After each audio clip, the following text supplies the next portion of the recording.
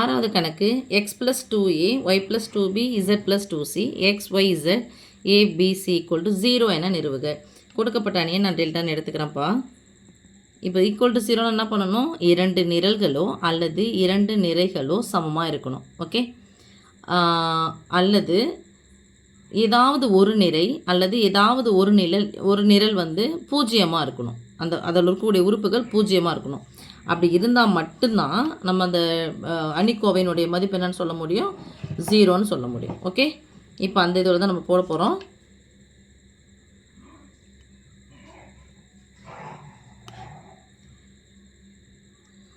இப்போ இதுக்கும் எதனா சம்மந்தம் இருக்கான்னு பாருங்கள். எக்ஸ் இருக்குது, 2a இருக்குது, ஒய் இருக்குது, 2b, இசட் இருக்குது, 2c. இதில் எக்ஸ் இருக்குது, இங்கே ஏ இருக்குது, ஒய் இருக்குது, பி இருக்குது, இசட் இருக்குது, சி இருக்குது. ஆனால் இங்கே எக்ஸு ஒய் இசட் இருக்குது, இங்கே 2a இருக்குது. அப்போது நான் என்ன பண்ண போகிறேன்?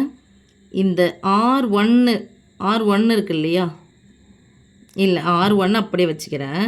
X plus 2a y plus 2b z plus 2c. இந்த R2 இருக்குல்ல, இந்த R2 கூட 2 மடங்கு R3 நான் கூட்ட போகிறேன். 2 மடங்குனா அது 2ஆல் பெருக்க போகிறோம். இது 2ஆல் பெருக்கிறேன், பெருக்கிட்டு இது கூட கூட்டுறேன். அப்போ எக்ஸ் ப்ளஸ் 2aன்னு வந்துடுமா? அப்படியே தான் வச்சுக்கிறேன். இந்த C2வை கூட்டுறேன், சாரி R3யே கூட்டுறேன். Plus 2b plus 2c. இந்த தேர்ட் ரோவை அப்படியே வச்சுக்கிறேன். இப்போ நான் என்ன இங்கே சேஞ்ச் பண்ணணும் அதை இங்கே எழுதணும் சாமி. R2வை எப்படி எழுதியிருக்கேன்? R2 ப்ளஸ் R3 தான் கூட்டினேன், ஆனால் எத்தனை மடங்கு? 2 மடங்கு R3. ஓகே சாமி, இப்போ பாருங்கள், R1ம் R2 சமமாக வந்துடுச்சா? If R1 equal to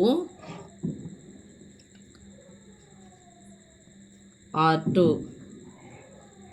delta equal to 0, hence proved. ஓகேம்மா?